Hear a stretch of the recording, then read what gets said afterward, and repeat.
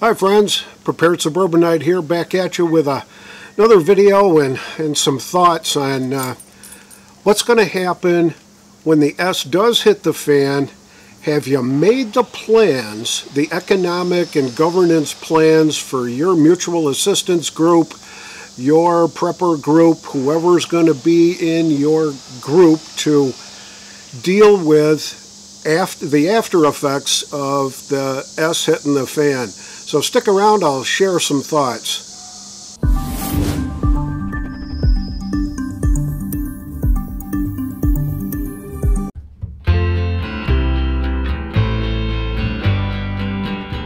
All right, first up, bottom line is that I got a comment on an older video that I did a number of months ago, and the person was basically criticizing me for criticizing socialism as an economic tool that really needs to be endorsed, I guess is the word. The feeling that I got from the person that posted this video was that they were in favor of a number of socialist type programs here in the United States, and basically accused me of throwing the baby out with the bathwater, like throwing out Social Security, throwing out Medicare, because they're both social programs instituted by our government. Well, let me get into a little bit of background on where I'm coming from. Let me read what the dictionary has to say.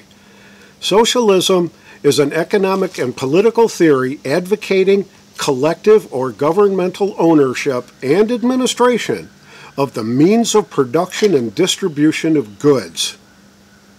And attached to that is the concept of the group living with no private property ownership.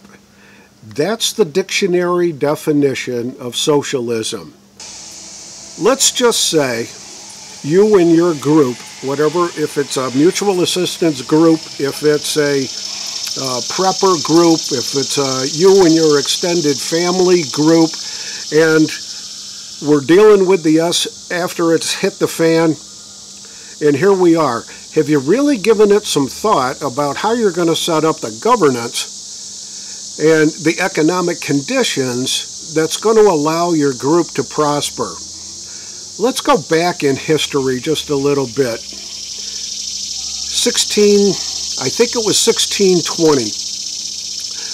The Pilgrims were pretty much fed up with the religious persecution that they were receiving, the lack of freedom basically, and the Pilgrims and Puritans, I guess it's basically the same thing, decided to travel to the colonies, to the new continent, to establish their new religious society in the new country. Well, they made a deal with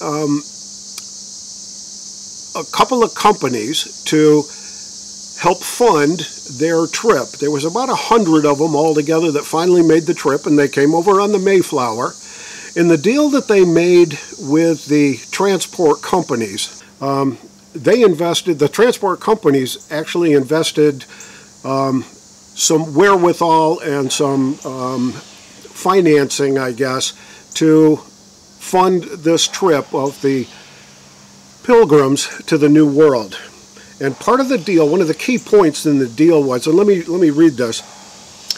One of the key points of the contract between the Pilgrims and the adventurers, now that's the companies that sponsored them, said that all colonists were to get their food, clothing, drink, and provisions from the colony's common stock and goods. And in addition, during the first 7 years, all profits earned by the colonists would go into the common stock until they were divided. 7 years. So they basically made a contract with these companies to ship them over here, and that in return the companies would get the profits and stuff like that from the group of colonists who were going to be working together in a communal kind of a fashion to pay for their trip over here.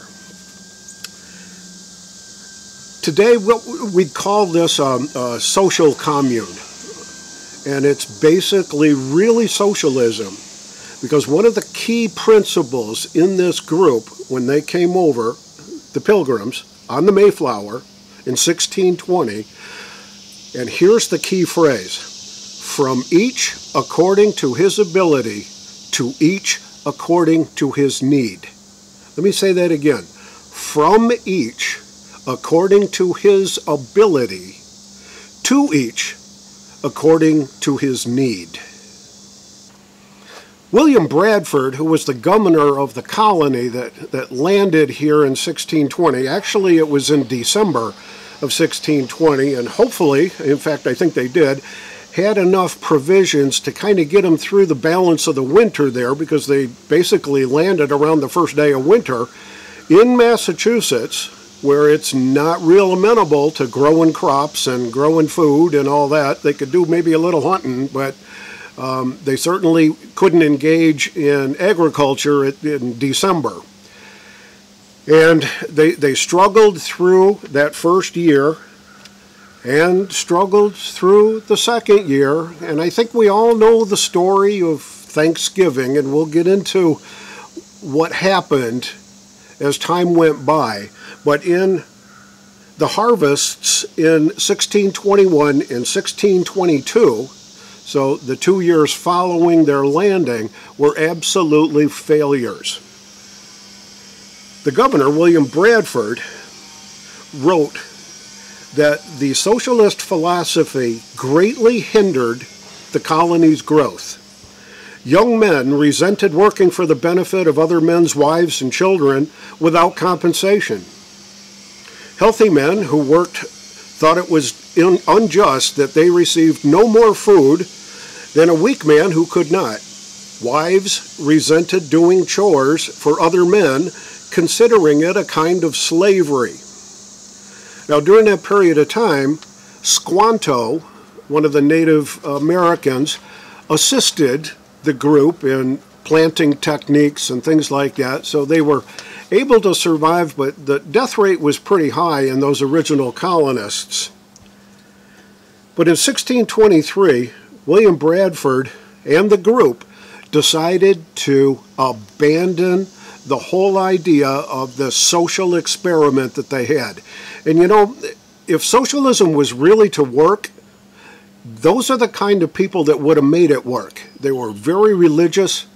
They were committed to an ideal. They wanted to help out their fellow man, and all those good attributes that would say, yeah, this is the kind of a society where socialism could really work.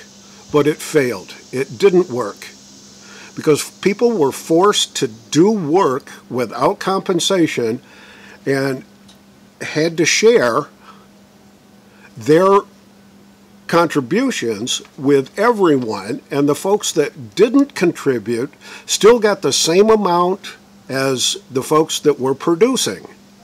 And it just didn't seem fair, and there was a lot of resentment in the colonies. So the group decided that they would scrap the whole idea of the socialist economy that they were aspiring to, and decided to simply let the folks own a piece of land, use that piece of land to grow their food, grow their crops, do whatever they needed to do. And suddenly, according to William Bradford's diaries and journals of that period of time, suddenly the group became very industrious. Women and children who earlier claimed weakness now were growing in the fields, going into the fields to plant the corn. 3 times the amount of corn was planted that year under the new system of land ownership and everybody contributing to their degree of ability to contribute, but we'll get into that in a sec. Even though there was a drought that year, they were able to surmount the effects of the drought. And at the end of that harvest year, they ended up with an excess that allowed them not only to trade with the local indigenous population of Native Americans, and there's kind of the beginning of the Thanksgiving Day holiday that we currently celebrate in the United States today. They also had enough extra to send a whole boatload of corn back to their sponsors in England. And it wasn't too long after that that they were able to purchase their sponsors' shares and stock in that colony. So they became basically debt-free within 3 years. If you're working with a mutual assistance group, a prepper group, after the S hits the fan, have you given it much thought on how you're going to structure who gets what, who's going to do what, and all that? Yeah, there's an awful lot of talk about, yeah, you use trained military or ex-military people to do the self-defense of the group and of the colony and of the property. And, you know, you got to recruit physicians and this and that, so you've got a number of the skills covered. But how are those people going to be paid? How are they going to be rewarded? Are you going to just gather all the goods together in one big pile, no matter where it comes from, and distribute it equally to everyone as if they equally contributed to that? And what the Pilgrims found out was that doesn't work. A lot of resentment, a lot of distrust, folks that just said there's no reason, there's no incentive to really contribute anymore to this colony, because the more I work, the less I get, and I don't make any profits along the way. There's a disturbing trend in there that I guess was best defined by a commenter of one of the articles that I referenced in my research on this, but that socialism denies man's innate incentive to work hard for his family, and capitalism, while it's not perfect, gives man the incentive he needs to work hard for his family and thereby help his community, not by force, but out of true generosity. If after the S hits the fan, and you're the leader of a group or you're part of a group that has to make some tough decisions, consider the story of the Pilgrims and their first Thanksgiving, and whether a capitalist or socialist bent on how you're going to meet the demands of the group's needs to live, you've got to be able to pin that down and do the right thing. But take a lesson from the Pilgrims and don't follow the socialism mantra. I get very nervous when I see some of these newer candidates coming forth and advocating minimum basic income for everyone, that they're advocating free college for everyone, that they just want to give it all away. And I'm basically concerned about open borders. I'm basically concerned about the current cry to disband ICE.